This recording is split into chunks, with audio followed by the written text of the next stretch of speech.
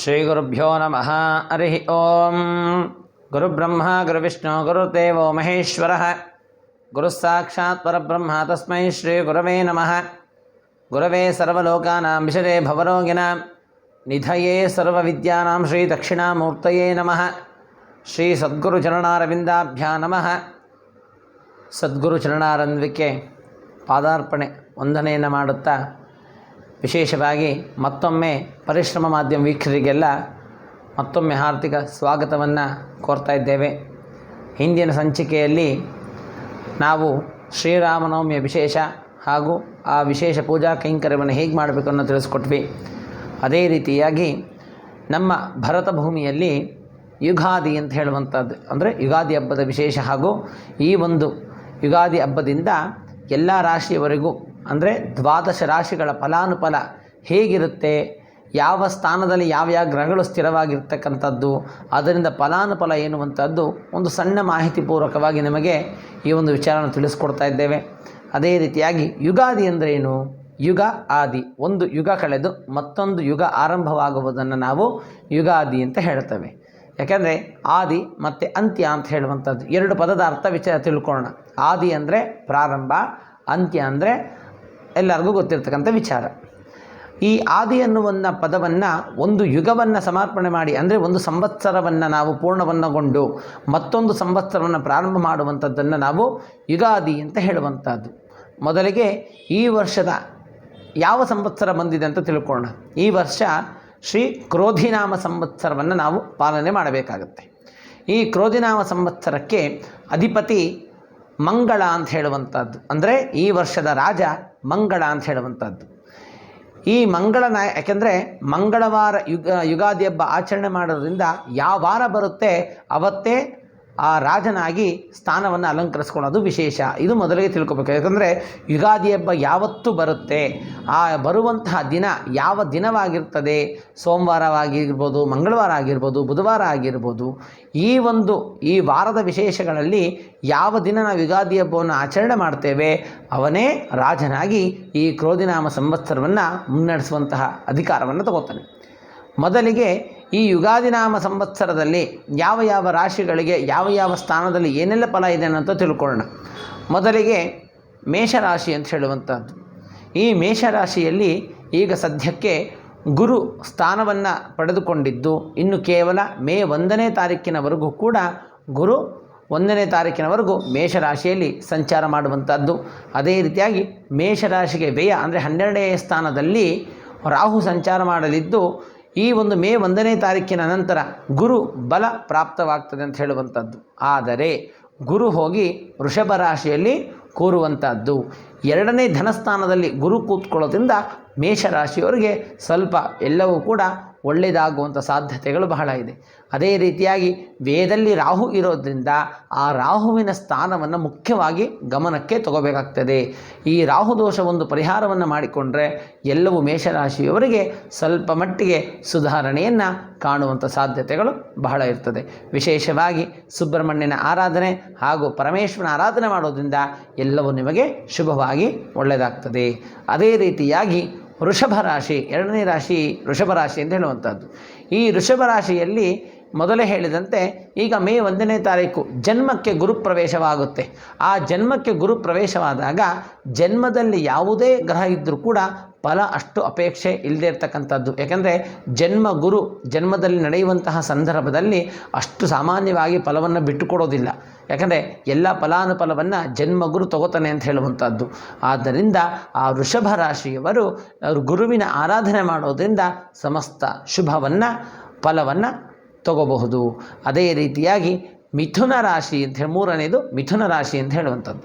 ಈ ಮಿಥುನ ರಾಶಿಯವರಿಗೆ ಏನು ಅಂತಂದರೆ ವೇದಲ್ಲಿ ಗುರು ಪ್ರವೇಶವಾಗುವಂಥದ್ದು. ಏಕೆಂದರೆ ಮೇ 1ನೇ ತಾರೀಕು ಎಲ್ಲ ರಾಶಿಗಳಿಗೂ ಕೂಡ ಸಾಮಾನ್ಯವಾಗಿ ಫಲಾನುಫಲ ಬದಲಾವಣೆ ಆಗುವ ಸಾಧ್ಯತೆಗಳು ಬಹಳ ಇದೆ, ಎಲ್ಲ ರಾಶಿಯವರಿಗೂ ಕೂಡ. ಅದೇ ರೀತಿಯಾಗಿ ಮಿಥುನ ರಾಶಿಗೂ ಕೂಡ ಗುರು 12ನೇ ಮನೆಯನ್ನು ಪ್ರವೇಶವನ್ನು ಮಾಡ್ತಕ್ಕಂಥದ್ದು. ಈ 12ನೇ ಮನೆಯನ್ನು ಪ್ರವೇಶ ಮಾಡಿದಾಗ ವ್ಯಯಭಾವ ಅಂದರೆ 12ನೇ ಮನೆಯನ್ನು ಸ್ವಲ್ಪ ಕಳೀತಾನೆ. ನಾವೇನು ಕೂಡಿಟ್ಟಿರ್ತೇವೆ ಅದನ್ನೆಲ್ಲವನ್ನು ಕಳೀತಾ ಬರ್ತಾನೆ ಗುರು.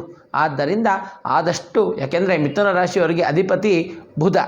ಈ ಬುಧನಿಗೆ ಗುರು ಯಾವಾದರೂ ಸದಾ ಕಾಲ ಶತ್ರುವನ್ನಾಗೆ ನೋಡ್ತಾನಂತೆ ಬುಧನನ್ನು. ಆದರೆ ಆ 12 ಮನೆಯಲ್ಲಿರ್ತಕ್ಕಂಥ ಸ್ಥಾನವನ್ನು ಕೂಡ ಸ್ವಲ್ಪ ಕಳೆಯುವಂತಹ ಸಾಧ್ಯತೆಗಳು ಬಹಳ ಇರ್ತದೆ. ಯಾವುದೇ ಎಚ್ಚರಿಕೆಯನ್ನು ತಗೊಂಡು ಯಾವುದೇ ಕೆಲಸ ಮಾಡಬೇಕಾದ್ರೂ ಕೂಡ ಎಚ್ಚರಿಕೆಯನ್ನು ತಗೊಂಡು ಮಾಡುವಂಥದ್ದು ಬಹಳ ಉತ್ತಮ. ಆದ್ದರಿಂದ ಗುರುವಿನ ಆರಾಧನೆ ಮಾಡೋದ್ರಿಂದ ನಿಮಗೂ ಕೂಡ ಸಂಪೂರ್ಣವಾಗಿ ಶುಭ ಫಲ ಪ್ರಾಪ್ತಿಯಾಗುತ್ತೆ. ಅದೇ ರೀತಿಯಾಗಿ 4ನೇ ರಾಶಿ ಕಟಕ ರಾಶಿ ಅಂತ ಹೇಳುವಂಥದ್ದು. ಈ ಕಟಕ ರಾಶಿಗೆ ಇನ್ನು ಮುಂದೆ ಸ್ವಲ್ಪ ಆರೋಗ್ಯದಲ್ಲಿ ಎಚ್ಚರಿಕೆ. ಈಗಾಗಲೇ 1 ವರ್ಷದಿಂದ ಯಾರು ಅನಾರೋಗ್ಯವಾಗಿ ಪೀಡಿತರಾಗಿದ್ದೀರಿ ಅವರಿಗೆ ಮತ್ತಷ್ಟು ಕೂಡ ಒಂದು ಬಲ ಬಂದಂಗೆ ಆಗುತ್ತೆ. ಯಾಕೆಂದರೆ ಗುರು ಕರ್ಮಸ್ಥಾನ 10ನೇ ಮನೆಯಲ್ಲಿರ್ತಕ್ಕಂಥ ಗುರು ಈಗ ಲಾಭಕ್ಕೆ ಬರ್ತಾನೆ. ಅಂದರೆ 11ನೇ ಮನೆಗೆ ಬಂದಾಗ ಗುರುವಿನ ಫಲ ನಿಮಗೆ ಸಂಪೂರ್ಣವಾಗಿ ಶುಭವಾಗುತ್ತೆ. ಆದರೆ ಅಷ್ಟಮದಲ್ಲಿರ್ತಕ್ಕಂತಹ ಶನಿ ನಿಮಗೆ ನೀಚ ದೃಷ್ಟಿಯನ್ನು ಕೊಡೋದ್ರಿಂದ ಸ್ವಲ್ಪ ಆರೋಗ್ಯದಲ್ಲಿ ಇನ್ನೂ ಮತ್ತಷ್ಟು 1.5 ವರ್ಷ ಆರೋಗ್ಯದಲ್ಲಿ ತುಂಬ ಅಂದರೆ ತುಂಬ ಎಚ್ಚರಿಕೆಯನ್ನು ತಗೊಳ್ಳುವಂಥದ್ದು ಬಹಳ ವಿಶೇಷ. ಅದೇ ರೀತಿಯಾಗಿ 11ನೇ ಮನೆ ಗುರು ಲಾಭದಾಯಕನಾಗಿದ್ದು ಸ್ವಲ್ಪ ಶುಭಾಶುಭ ಫಲಗಳನ್ನು ನಾವು ವೀಕ್ಷಣೆಯನ್ನು ಮಾಡ್ಬೋದು. ಅದೇ ರೀತಿಯಾಗಿ ಅಷ್ಟಮ ಶನಿ ಶಾಂತಿ ಮಾಡಿಸ್ಕೊಳ್ಳೋದ್ರಿಂದ ಸ್ವಲ್ಪ ಆರೋಗ್ಯದಲ್ಲೂ ಕೂಡ ನಿಮಗೆ ಸುಧಾರಣೆ ಕಾಣಿಸುತ್ತೆ. ಅದೇ ರೀತಿಯಾಗಿ ಮುಂದಿನ ರಾಶಿ ಸಿಂಹರಾಶಿ ಅಂತ ಹೇಳುವಂಥದ್ದು.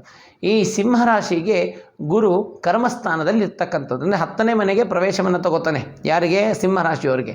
ಈ 10ನೇ ಮನೆಯಲ್ಲಿ ಕರ್ಮಫಲ ಅಂದರೆ ಪೂರ್ವಜನ್ಮ ಸುಕೃತ ಫಲಗಳಾಗಿರ್ತಕ್ಕಂಥದ್ದು ಹಾಗೂ ತಂದೆ ತಾತನ ವಿಚಾರದಲ್ಲಿ ಏನಾದರೂ ದೋಷವಾಗಿರ್ತಕ್ಕಂಥದ್ದು, ಈ ರೀತಿಯಾಗಿ ಫಲಾನುಫಲವನ್ನು ಚಿಂತನೆ ಮಾಡುವಂಥದ್ದು. ಹಾಗೂ ಮುಖ್ಯವಾಗಿ ಉದ್ಯೋಗದಲ್ಲಿ ಯಾರಿಗೆ ಸ್ಥಾನವರ್ಗ ಅಂದರೆ ಈ ಗುರುವಿನ ಅನುಗ್ರಹದಿಂದ ಪ್ರಮೋಷನ್ ಆಗುವ ಸಾಧ್ಯತೆಗಳು ಬಹಳ ಇರ್ತದೆ ಕರ್ಮಸ್ಥಾನದಲ್ಲಿ. ಹಾಗೂ ಈ ಒಂದು ಸಿಂಹರಾಶಿಗೆ ಪ್ರಮೋಷನ್ ಜೊತೆಗೆ ಗುರು ಕರ್ಮಸ್ಥಾನದಲ್ಲಿ ಹಾಗೂ ಬಾಧಕ ಸ್ಥಾನದಲ್ಲಿ ಅಂದರೆ ಸಪ್ತಮ ಸ್ಥಾನದಲ್ಲಿ ಶನಿ ಇರೋದ್ರಿಂದ ಆ ಶನಿಯ ನೀಚ ದೃಷ್ಟಿ ಬೀಳೋದ್ರಿಂದ ಅಲ್ಲೇನಾಗುತ್ತೆ, ಸಿಂಹರಾಶಿಯವರಿಗೆ ಪ್ರಮೋಷನ್ ಜೊತೆಗೆ ಸ್ವಲ್ಪ ಅನಾನುಕೂಲತೆಗಳಾಗುವಂಥ ಸಾಧ್ಯತೆಗಳು ಬಹಳ ಇರ್ತದೆ. ಆದ್ದರಿಂದ ಶನಿಯ ಒಂದು ಅನುಗ್ರಹಕ್ಕೆ ಪಾತ್ರವಾಗಿ ಶನಿ ಶಾಂತಿ ಮಾಡಿಸ್ಕೊಳ್ಳೋದ್ರಿಂದ ಹಾಗೂ ಗುರುವಿನ ಆರಾಧನೆ ಮಾಡೋದ್ರಿಂದ ಸಮಸ್ತವಾದಂತಹ ಶುಭಾಶುಭ ಫಲಗಳನ್ನು ಅವರು ಹೊಂದಬಹುದು. ಅದೇ ರೀತಿಯಾಗಿ ಕನ್ಯಾರಾಶಿ, ಮುಂದಿನ ರಾಶಿ ಕನ್ಯಾರಾಶಿ ಅಂತ ಹೇಳುವಂಥದ್ದು. ಕನ್ಯಾರಾಶಿಯವರು ಯಾರೇ ಆಗಲಿ ದಂಪತಿಗಳ ವಿಚಾರದಲ್ಲಿ ಬಹಳ ಮುಖ್ಯವಾಗಿ ಗಂಡ ಹೆಂಡತಿಯರ ವಿಚಾರದಲ್ಲಿ ಸ್ವಲ್ಪ ಎಚ್ಚರಿಕೆಯನ್ನು ವಹಿಸಿಕೊಳ್ಳೋದು ಬಹಳ ಉತ್ತಮ. ಯಾಕೆಂದರೆ ಜನ್ಮದಲ್ಲಿ ಕೇತು, ಸಪ್ತಮದಲ್ಲಿ ರಾಹು ಇರುವುದರಿಂದ ಆ ರಾಹುವಿನ ನೀಚ ದೃಷ್ಟಿ ಬೀಳೋದ್ರಿಂದ ಆ ಜನ್ಮದಲ್ಲಿ ಕೇತು ಸಂಚಾರ ನಡೀತಾ ಇರೋದ್ರಿಂದ ಇಬ್ಬರಿಗೂ ಕೂಡ ಸ್ವಲ್ಪ ವೈಮನಸ್ಸಾಗಿರ್ತಕ್ಕಂಥದ್ದು, ಮಾತಿನ ಮುಂಚೆ ಜಗಳವಾಗುವಂಥ ಸಾಧ್ಯತೆಗಳು ಬಹಳ ಇರ್ತದೆ. ಹಾಗೂ ಈ ಒಂದು ಸಪ್ತಮ ರಾಹು ಹಾಗೂ ಜನ್ಮ ಕೇತುವಿಗೆ ಪರಿಹಾರ ಸ್ವಾಮಿ ಸುಬ್ರಹ್ಮಣ್ಯನ ಆರಾಧನೆ ಮಾಡೋದ್ರಿಂದ ಹಾಗೂ ಸುಬ್ರಹ್ಮಣ್ಯ ದರ್ಶನ ಮಾಡೋದ್ರಿಂದ ಸಮಸ್ತ ವಿಧವಾದಂತಹ ರಾಹುಕೇತುಗಳ ದೋಷ ನಿಮಗೆ ದೂರವಾಗುತ್ತೆ. ಆದಷ್ಟು ನೀವು ಲಕ್ಷ್ಮೀನಾರಾಯಣ ಹೃದಯ ಪಾರಾಯಣ ಮಾಡೋದ್ರಿಂದ ಸಮಸ್ತವಾದಂಥ ಶುಭಾಶುಭ ಫಲಗಳನ್ನು ನೀವು ನೋಡಬಹುದು. ಅದೇ ರೀತಿಯಾಗಿ ತುಲಾರಾಶಿಯವರಿಗೆ ಅಷ್ಟಮ ಗುರು ಪ್ರವೇಶವಾಗುವಂಥದ್ದು.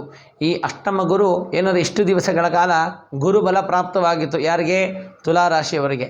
ಈಗ ಅಷ್ಟಮ ಗುರು ಪ್ರವೇಶವಾಗೋದ್ರಿಂದ ಸ್ವಲ್ಪ ಅನಾನುಕೂಲತೆ ಹೆಚ್ಚು. ಯಾಕೆಂದರೆ ವ್ಯಾಪಾರ ವ್ಯವಹಾರದಲ್ಲಿ ಯಾರು ತೊಡಗಿಸ್ಕೊಂಡಿದ್ದೀರಿ ಅವರಿಗೆಲ್ಲರಿಗೂ ಕೂಡ ಸ್ವಲ್ಪ ಅಷ್ಟಮ ಗುರು ಅಷ್ಟು ಫಲವನ್ನು ಕೊಡುವಂಥದ್ದು ಕಮ್ಮಿ. ಯಾಕೆಂದರೆ ಗುರು ಮತ್ತು ಶುಕ್ರ, ಈ ತುಲಾರಾಶಿಗೆ ಅಧಿಪತಿಯಾಗಿರ್ತಕ್ಕಂತಹ ಶುಕ್ರ ಗುರುವಿನ ಜೊತೆಗೆ ಸಂಯೋಗದಲ್ಲಿರ್ತಾನೆ ಕೇವಲ 1 ತಿಂಗಳು ಮಾತ್ರ. ಅದಕ್ಕೆ ಗುರು ಶುಕ್ರ ಅಸ್ತ ಅಂತ ಹೇಳ್ತಾ ಇದ್ದೀವಿ. ಮೇ 1ನೇ ತಾರೀಕು ಪ್ರವೇಶವಾದರೂ ಕೂಡ ಗುರು ಅಸ್ತನ ಆಗ್ತಕ್ಕಂಥದ್ದು ಹಾಗೂ ಶುಕ್ರ ಅಸ್ತನ ಆಗೋದ್ರಿಂದ ಸ್ವಲ್ಪ ಜೂನ್ 14ನೇ ತಾರೀಕುವರೆಗೂ ಕೂಡ ನಿಮಗೆ ಒಂದು ಸ್ವಲ್ಪ ವ್ಯಾಪಾರ ವ್ಯವಹಾರದಲ್ಲಿ ಸ್ವಲ್ಪ ಹಿನ್ನಡೆ ಆಗುವಂಥ ಸಾಧ್ಯತೆಗಳಿರ್ತದೆ. ಇದರಿಂದ ಗುರು ಶುಕ್ರನ ಆರಾಧನೆ ಮಾಡೋದ್ರಿಂದ ಸ್ವಲ್ಪ ಮಟ್ಟಿಗೆ ನೀವು ಸುಧಾರಣೆ ಆಗ್ತೀರಿ. ಹಾಗೂ ಅಷ್ಟಮ ಗುರು ಇರುವಂಥದ್ದು ಸ್ವಲ್ಪ ಆರೋಗ್ಯದಲ್ಲಿ ತುಂಬ ಎಚ್ಚರಿಕೆಯನ್ನು ತಗೊಳ್ಳುವಂಥದ್ದು. ಆದ್ದರಿಂದ ಈ ಒಂದು ದೇವಿಯ ಆರಾಧನೆ ಮಾಡತಕ್ಕಂತಹ ಸುಲಭ ಮಾರ್ಗಪೂರ್ವಕವಾಗಿ ನಿಮಗೆ ಎಲ್ಲ ಸಮಸ್ಯೆಗಳನ್ನು ಪರಿಹಾರ ಮಾಡಿಕೊಂಡು ಪ್ರತಿ ಶುಕ್ರವಾರ ದೇವಿಯ ಆರಾಧನೆ ನೀವು ಬಲವಾಗಿಟ್ಕೊಳ್ಳೋದ್ರಿಂದ ಪರಿಪೂರ್ಣವಾದ ಶುಭಾಶುಭ ಫಲಗಳು ನಿಮಗೆ ಪ್ರಾಪ್ತವಾಗುತ್ತೆ. ಅದೇ ರೀತಿಯಾಗಿ ವೃಶ್ಚಿಕ ರಾಶಿ ಅಂತ ಹೇಳುವಂಥದ್ದು. ವೃಶ್ಚಿಕ ರಾಶಿಯವರಿಗೆ ಒಂದು ಜಾತಕವನ್ನು ಜಾತಕವನ್ನು ವಿಮರ್ಶೆ ಮಾಡಿ ನೋಡಿದಾಗ ಈ ಒಂದು ವೃಶ್ಚಿಕ ರಾಶಿಯವರಿಗೆ ಸಪ್ತಮ ಗುರು ಪ್ರವೇಶ ಅಂದರೆ 7ನೇ ಮನೆ ಗುರು ಬಂದುಬಿಡ್ತಾನೆ. 7ನೇ ಮನೆ ಗುರು ಬರೋದ್ರಿಂದ ಎಲ್ಲವೂ ಶುಭದಾಯಕವಾಗಿದೆ. ಆದರೆ ಪಂಚಮಾರಿಷ್ಟ ಅಂದರೆ 5ನೇ ಮನೆಯಲ್ಲಿ ರಾಹು ಪ್ರವೇಶ ಸಂಚಾರ ನಡೀತಾ ಇರತಕ್ಕಂಥದ್ದು ತಿಳಿಯುವಂತಹ ವಿಚಾರ. ಈ 5ನೇ ಮನೆ ರಾಹು ಸಂಚಾರ ನಡೆಯೋದ್ರಿಂದ ಒಂದು ಮಕ್ಕಳ ಬಗ್ಗೆ ಎಚ್ಚರಿಕೆ ಆಗ್ಬೋದು, ತಂದೆಯ ಬಗ್ಗೆ ಎಚ್ಚರಿಕೆ ಆಗಿರ್ಬೋದು. ಇದನ್ನು ತಿಳ್ಕೊಳ್ಳೋದ್ರಿಂದ ಸ್ವಲ್ಪ ಮಟ್ಟಿಗೆ ತಂದೆ ಹಾಗೂ ಮಗನ ವಿಚಾರವನ್ನು ಪರಿಪೂರ್ಣವಾಗಿ ಮಾಹಿತಿ ತಗೊಳ್ಬೇಕಾಗ್ತದೆ. ಯಾಕೆ ಅಂತಂದರೆ ಪಂಚಮಾರಿಷ್ಟ, ಅವನಿಗೆ ಪಂಚಮಾರಿಷ್ಟ, ವೃಶ್ಚಿಕ ರಾಶಿಗೆ ಪಂಚಮಾರಿಷ್ಟ ಆಗಿರೋದ್ರಿಂದ ಸ್ವಲ್ಪ ಆದಷ್ಟು ತಂದೆ ಹಾಗೂ ಮಕ್ಕಳ ಮೇಲೆ ಗಮನವನ್ನು ಇಟ್ಟುಕೊಳ್ಳುವಂಥದ್ದು. ಹಾಗೂ ಪ್ರತಿ ಸೋಮವಾರ ಹಾಗೂ ಶುಕ್ರವಾರ ರಾಹುಕಾಲದಲ್ಲಿ, ಶುಕ್ರವಾರದೊತ್ತಾದರೆ ದೇವಿ ಆರಾಧನೆ ಹಾಗೂ ಸೋಮವಾರ ರಾಹುಕಾಲದಲ್ಲಿ ಪರಶಿವನ ಆರಾಧನೆ ಮಾಡೋದ್ರಿಂದ ಈ ಪಂಚಮಾರಿಷ್ಟ ರಾಹುದೋಷ ನಿಮಗೆ ನಿವಾರಣವಾಗ್ತಕ್ಕಂಥದ್ದು. ಆದ್ದರಿಂದ ಗುರುಬಲ ಪ್ರಾಪ್ತವಾಗಿರೋದ್ರಿಂದ ಇನ್ಯಾವುದೇ ನಿಮಗೆ ವ್ಯಾಪಾರ ವ್ಯವಹಾರಗಳಾಗಿರ್ಬೋದು ಯಾವ ಸಮಸ್ಯೆಯನ್ನು ಕಾಣೋದಿಲ್ಲ. ಆದ್ದರಿಂದ ವೃಶ್ಚಿಕ ರಾಶಿಯವರಿಗೆ ಎಲ್ಲವೂ ಕೂಡ ಶುಭಗಳು ಪ್ರಾಪ್ತವಾಗ್ತದೆ. ಅದೇ ರೀತಿಯಾಗಿ ಧನಸ್ಸು ರಾಶಿ, ಮುಂದಿನ ರಾಶಿ ಧನಸ್ಸು ಅಂತ ಹೇಳುವಂಥದ್ದು. ಧನುರಾಧಿಪತಿ ಆಗಿರ್ತಕ್ಕಂತಹ ಗುರು ಪಂಚಮಕ್ಕೆ ಪ್ರವೇಶವನ್ನು ಪಡ್ಕೋತಾ ಇದ್ದಾನೆ. ಅಂದರೆ ವಿಶೇಷ ಅಂತಂದರೆ ಧನಸ್ಸಿಗೆ 6ನೇ ಮನೆ, ಹಾಗೆಯೇ ಆ ಧನುರಾಶಿಯವರಿಗೆ 6ನೇ ಮನೆ ಗುರುಪ್ರವೇಶ ಅಂದರೆ ಈ ಧನುರಾಧಿಪತಿನೇ ಗುರು ಅಂತ ಹೇಳುವಂಥದ್ದು. ಇಷ್ಟು ದಿವಸಗಳ ಕಾಲ ಪಂಚಮ ಸ್ಥಾನದಲ್ಲಿದ್ದ, ಅಂದರೆ ಗುರು 5ನೇ ಮನೆಯಲ್ಲಿದ್ದ ಗುರುಬಲ ಪ್ರಾಪ್ತಿಯಾಗಿತ್ತು. ಇನ್ನು ಮುಂದೆ 6ನೇ ಮನೆ ಗುರು ಪ್ರವೇಶವಾಗಿರೋದ್ರಿಂದ ವಿಶೇಷವಾಗಿ ನಾವು ಮೊದಲು ತಿಳ್ಕೊಬೇಕಾದ್ದೇನು ಅಂದರೆ ಈ ಜಾತಕದಲ್ಲಿ ಲಗ್ನಪೂರ್ವಕವಾಗಿ ನೋಡುವಂಥ ಕ್ರಮ ಇರ್ತದೆ. ನಮಗೆ ಮೂಲವಾಗಿ ನೋಡುವಂಥದ್ದು ಲಗ್ನ ಅಂತ ಹೇಳುವಂಥದ್ದು. ಇದು ಕೇವಲ ರಾಶಿ ಫಲವನ್ನು ಮಾತ್ರ ನಾನು ತಿಳಿಸ್ಕೊಡ್ತಾ ಇದ್ದೀನಿ ನಿಮಗೆಲ್ಲ. ಹಾಗೆಯೇ ಈ ಧನು ರಾಶಿಗೆ 6ನೇ ಮನೆ ಗುರು ಪ್ರವೇಶವಾಗಿ ಆಗ್ತಕ್ಕಂಥದ್ದು ಸ್ವಲ್ಪ ಮಟ್ಟಿಗೆ ಸಾಧಾರಣವಾಗಿ ಜೀವನವನ್ನು ನಡೆಸುವಂಥದ್ದು. ಯಾವುದೇ ಕೆಲಸ ಕಾರ್ಯಗಳು ವಿವೇಚನೆಯನ್ನು ಮಾಡೋದ್ರಿಂದ ಸ್ವಲ್ಪ ಶುಭಾಶುಭ ಫಲಗಳನ್ನು ನೀವು ಅನುಭವಿಸಬೇಕಾಗುತ್ತೆ. ಹಾಗೆಯೇ ಈ ಧನುರಾಶಿಯವರೆಗೂ ಕೊಟ್ಟಿರ್ತಕ್ಕಂತಹ ದುಡ್ಡು ಯಾರಿಗಾದರೂ ಸಾಲವನ್ನು ಕೊಡೋದಕ್ಕಿಂತ ಮುಂಚೆ ಸ್ವಲ್ಪ ಎಚ್ಚರಿಕೆಯನ್ನು ತಗೊಂಡು ಕೊಡೋದ್ರಿಂದ ಅದರ ಮುಂದೆ ಆಗುವಂತಹ ಅನಾಹುತಗಳನ್ನು ನಾವು ತಪ್ಪಿಸ್ಕೋಬೋದು. ಹಾಗೂ ಆರೋಗ್ಯದಲ್ಲಿ ಯಾವುದೇ ವಿಧವಾದ ಸಮಸ್ಯೆಗಳು ಕಾಣೋದಿಲ್ಲ. ಆದಷ್ಟು ನೀವು ಗುರುವಿನ ಆರಾಧನೆ ಬಲವಾಗಿ ಇಟ್ಕೊಂಡ್ರೆ ಸಾಕು. ಅದೇ ರೀತಿಯಾಗಿ ಮುಂದಿನದು ಮಕರ ರಾಶಿಯವರಿಗೆ 5ನೇ ಮನೆ ಗುರುಪ್ರವೇಶವಾಗುವಂಥದ್ದು. ಅಂದರೆ 5ನೇ ಮನೆಗೆ ಗುರುಬಲ ಪ್ರಾಪ್ತವಾಗಿದೆ. ಇಷ್ಟು ದಿವಸಗಳ ಕಾಲ 4ನೇ ಮನೆಯಲ್ಲಿ ಗುರು ಸಂಚಾರವನ್ನು ನಡೆಸ್ತಾ ಇದ್ದ. ಆ ಸಂಚಾರ ನಡೆಸುವ ಸಂದರ್ಭದಲ್ಲಿ ಆದಷ್ಟು ಮಾತೃಸ್ಥಾನ ಅಂದರೆ ತಾಯಿಯ ಆರೋಗ್ಯದಲ್ಲಿ ಎಚ್ಚರಿಕೆಯನ್ನು ತಗೊಳ್ತಕ್ಕಂಥದ್ದು. ತಾಯಿಯ ವಿಚಾರದಲ್ಲಿ ನೀವು ಎಚ್ಚರಿಕೆ ಎಷ್ಟು ತಗೋತೀರಿ ಅಷ್ಟು ಅವರಿಗೆ ಸುಧಾರಣೆಯನ್ನು ನೋಡ್ಬೋದಾಗಿತ್ತು.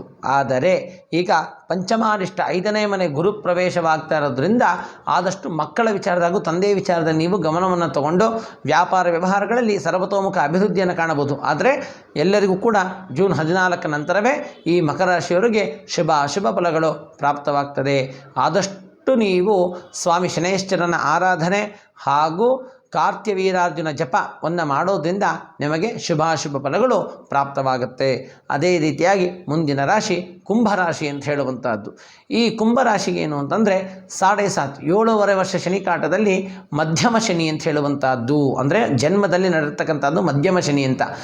ಈ 7.5 ಒಟ್ಟು 3 ಸಲ ಮನುಷ್ಯನಿಗೆ ಶನಿ ಪ್ರವೇಶವಾಗುವಂಥದ್ದು. ಏನು, ಮೊದಲು ಬಂದಾಗ ಪುಂಗ ಶನಿ ಅಂತ ಹೇಳ್ತೀವಿ, 2ನೇ ಸಲ ಬಂದಾಗ ಮಂದ ಶನಿ ಅಂತ ಹೇಳುವಂಥದ್ದು, ಹಾಗೆ 3ನೇ ಸಲ ಬಂದಾಗ ಮರಣ ಶನಿ ಅಂತ ಹೇಳುವಂಥದ್ದು. ಇಲ್ಲಿ ಫಲಾನುಫಲವನ್ನು ಶನಿ ಕರ್ಮಫಲದಾತ ಆತ. ಅಂದರೆ ಕರ್ಮವನ್ನು ನಾವೇನು ಪುಣ್ಯ ಫಲ ಮಾಡಿದ್ದೇವೆ, ಕರ್ಮಫಲವನ್ನು ಮಾಡಿದ್ದೇವೆ, ಅದರ ತಕ್ಕಂತೆ ಫಲವನ್ನು ಕೊಟ್ಟು ಹೋಗ್ತಾನೆ ಪರಮಾತ್ಮ. ಅದೇ ರೀತಿಯಾಗಿ ಕುಂಭರಾಶಿಯವರಿಗೂ ಕೂಡ ಜನ್ಮ ಶನಿ ನಡೀತಾ ಇರ್ತಕ್ಕಂಥದ್ದು. ಆದಷ್ಟು ಆರೋಗ್ಯದಲ್ಲಿ ಎಚ್ಚರಿಕೆಯನ್ನು ತಗೊಳ್ಳಿ. ಅದೇ ರೀತಿಯಾಗಿ ವ್ಯಾಪಾರ ವ್ಯವಹಾರದಲ್ಲಿ ಧನಸ್ಥಾನದಲ್ಲಿ ಸುಮ್ಮನೆ ದುಡ್ಡು ಅನಾನುಕೂಲಕ್ಕೆ ತಕ್ಕಂತೆ ಖರ್ಚು ಮಾಡ್ತಾ ಇದ್ದೀರಿ ಈ ಕುಂಭರಾಶಿಯವರು. ಯಾಕೆ ಅಂತಂದರೆ 2ನೇ ಧನಸ್ಥಾನದಲ್ಲಿ ರಾಹು ಪ್ರವೇಶವಾಗಿರೋದ್ರಿಂದ ಆದಷ್ಟು ಹಣಕಾಸಿನ ವ್ಯವಹಾರದಲ್ಲಿ ಎಚ್ಚರಿಕೆಯನ್ನು ತಗೊಳ್ಳೋದು ಬಹಳ ಉತ್ತಮ. ಯಾಕೆ ಅಂತಂದರೆ ರಾಹು ಹಣವನ್ನು ಪೋಲು ಮಾಡುವಂಥದ್ದು. ಕೂಡಿಡ್ತಕ್ಕಂಥ ದುಡ್ಡನ್ನೆಲ್ಲ ನೀವು ಖರ್ಚು ಯಾವುದೋ ಅನಾನುಕೂಲ ಕಾರಣಕ್ಕೆ ಖರ್ಚು ಮಾಡ್ತೀರಿ. ಆದ್ದರಿಂದ ಆದಷ್ಟು ನೀವು ಹಣಕಾಸಿನ ವ್ಯವಹಾರದಲ್ಲಿ ಸ್ವಲ್ಪ ಎಚ್ಚರಿಕೆಯನ್ನು ತಗೊಳ್ಳೋದು ಬಹಳ ಉತ್ತಮ. ಅದೇ ರೀತಿಯಾಗಿ ತಾಯಿಯ ಆರೋಗ್ಯದಲ್ಲಿ ಸ್ವಲ್ಪ ಎಚ್ಚರಿಕೆಯನ್ನು ತಗೊಳ್ತಕ್ಕಂಥದ್ದು. ಹಾಗೂ ಜನ್ಮಶನಿ ನಿಮ್ಮ ಆರೋಗ್ಯದಲ್ಲೂ ಕೂಡ ಆ ವಾಹನವನ್ನು ಓಡಿಸ್ಬೇಕಾದ್ರೆ ಅಂದರೆ ಅಪಘಾತ ಆಗುವಂಥ ಸಾಧ್ಯತೆಗಳು ಬಹಳ ಇರ್ತದೆ. ಎಚ್ಚರಿಕೆಯಿಂದ ಜೀವನವನ್ನು ಮಾಡೋದ್ರಿಂದ ಇನ್ನು 1.5 ವರ್ಷಗಳ ಕಾಲ ನಿಮಗೆ ಸ್ವಲ್ಪ ಸಾಧಾರಣ ಫಲವನ್ನು ನೀವು ಅನುಭವಿಸಬೇಕಾಗತ್ತೆ. ಅದೇ ರೀತಿಯಾಗಿ ಮುಂದಿನ ರಾಶಿ ಮೀನರಾಶಿ ಎಂದು ಹೇಳುವಂಥದ್ದು. ಮೀನರಾಶಿಯವರಿಗೆ ಜನ್ಮಾಧಿಪತಿಯಾಗಿರ್ತಕ್ಕಂತಹ ಗುರು 3ನೇ ಸ್ಥಾನವನ್ನು ಪಡ್ಕೋತಾ ಇದ್ದಾನೆ. ಅಂದರೆ ಮೇ 1ನೇ ತಾರೀಕಿನ ನಂತರ 3ನೇ ಮನೆಯನ್ನು ಪ್ರವೇಶವನ್ನು ಮಾಡ್ತಾ ಇದ್ದಾನೆ. ಹಾಗೂ ಜನ್ಮದಲ್ಲಿ ರಾಹು ಅಂತ ಹೇಳುವಂಥದ್ದು, ಹಾಗೂ 12ನೇ ಮನೆಯಲ್ಲಿ ಶನಿಯ ಒಂದು ಸಂಚಾರ ನಡೆಯತಕ್ಕಂಥದ್ದು. ಇವೆಲ್ಲವನ್ನು ಸೂಕ್ಷ್ಮವಾಗಿ ತಗೊಳ್ಳೋದಾದರೆ ದಯವಿಟ್ಟು ಮೀನರಾಶಿಯವರು ಅತ್ಯಂತ ಸೂಕ್ಷ್ಮವಾಗಿ ಒಂದು ಜೀವನವಾಗಿರ್ಬೋದು ಹಾಗೂ ಜೀವನ ನಡೆಸುವಂಥ ರೀತಿಯನ್ನು ಅತಿ ಸೂಕ್ಷ್ಮವಾಗಿ ತೆಗೆದುಕೊಳ್ಳೋದು ಬಹಳ ಉತ್ತಮ. ಯಾಕೆಂದರೆ 12ನೇ ಮನೆಯಲ್ಲಿ ಶನಿ ಸಂಚಾರ ಮಾಡಿದ್ದು 1.5 ವರ್ಷ ಆದಮೇಲೆ ಪುನಃ ಜನ್ಮಕ್ಕೆ ಶನಿ ಪ್ರವೇಶವಾಗ್ತಾನೆ. ಅಂದರೆ ಮೀನರಾಶಿಯವರಿಗೆ ಜನ್ಮಕ್ಕೆ ಬಂದಾಗ ಮಕರ ರಾಶಿಯವರಿಗೆ ಸಂಪೂರ್ಣ ಬಿಡುಗಡೆ ಆಗೋಗುತ್ತೆ. ಯಾವುದೋ 7.5 ವರ್ಷ ಶನಿ ಕಾಟ. ಆದರೆ ಜನ್ಮ ರಾಹು ಇರ್ತಕ್ಕಂಥದ್ದು, ಸಪ್ತಮದಲ್ಲಿ ಕೇತು ಇರ್ತಕ್ಕಂಥದ್ದು. ನಾನು ಹಾಗೆ ಹೇಳಿದೆ, ಏನು ಕನ್ಯಾ ರಾಶಿಯಲ್ಲಿ ಸಂಚಾರವನ್ನು ಮಾಡಬೇಕಾದ್ರೆ ಕೇತು ಸಮಸಪ್ತಮ ದೋಷ ಹಾಗೂ ಗುರುವಿಗೆ ಸಮಸಪ್ತಮ ದೋಷ. ಯಾಕೆಂದರೆ ಕನ್ಯಾ ರಾಶಿಗೆ ಅಧಿಪತಿ ಬುಧ ಹಾಗೂ ಮೀನ ರಾಶಿಗೆ ಅಧಿಪತಿ ಗುರು ಅಂತ ಹೇಳುವಂಥದ್ದು. ಇಲ್ಲಿ ಗುರು ಬುಧನನ್ನು ಶತ್ರುವನ್ನಾಗಿ ನೋಡಿದ್ರೆ ಬುಧ ಗುರುವನ್ನು ಸಮನ್ನಾಗಿ ನೋಡ್ತಾನೆ. ಆದರೆ ಗುರು 2ನೇ ಮನೆಯಲ್ಲಿ ಈಗ ಸಂಚಾರವಾಗಿದ್ದು ಪುನಃ ಮೇ 1ನೇ ತಾರೀಕು 3ನೇ ಮನೆಯನ್ನು ಪ್ರವೇಶವನ್ನು ಮಾಡ್ತಕ್ಕಂಥದ್ದು. ಆದ್ದರಿಂದ ಆದಷ್ಟು ನೀವು ಶನಿಯ ಶಾಂತಿ, ಜನ್ಮ ರಾಹು ಶಾಂತಿ ಮಾಡಿಸ್ಕೊಳ್ಳೋದ್ರಿಂದ ಬಹಳ ಸ್ವಲ್ಪ ಮಟ್ಟಿಗೆ ನೀವು ಒಂದು ಜೀವನವನ್ನು ಸಾಗಿಸಬಹುದು. ಈ ರೀತಿಯಾಗಿ ಯುಗಾದಿಯ ಶುಭ ಫಲಗಳು ನಿಮಗೆ ಪ್ರಾಪ್ತವಾಗ್ತದೆ. ಹೆಚ್ಚಿನ ಮಾಹಿತಿಗಾಗಿ ಪರಿಶ್ರಮ ಮಾಧ್ಯಮವನ್ನು ನೀವು ತಿಳ್ಕೊಂಡಿದ್ದಾದರೆ ಸಂಪೂರ್ಣ ಮಾಹಿತಿ ಮತ್ತಷ್ಟು ನಿಮಗೆ ಪ್ರಾಪ್ತವಾಗುತ್ತೆ ಅಂತ ಹೇಳಿ ಇವತ್ತಿಗೆ ಯುಗಾದಿ ಫಲಾಫಲನ ಭವಿಷ್ಯವನ್ನು ಮುಗಿಸ್ತಾ ಇದ್ದೇವೆ. ಲೋಕ ಸಮಸ್ತ ಸುಖಿನೋ ಭವಂತು.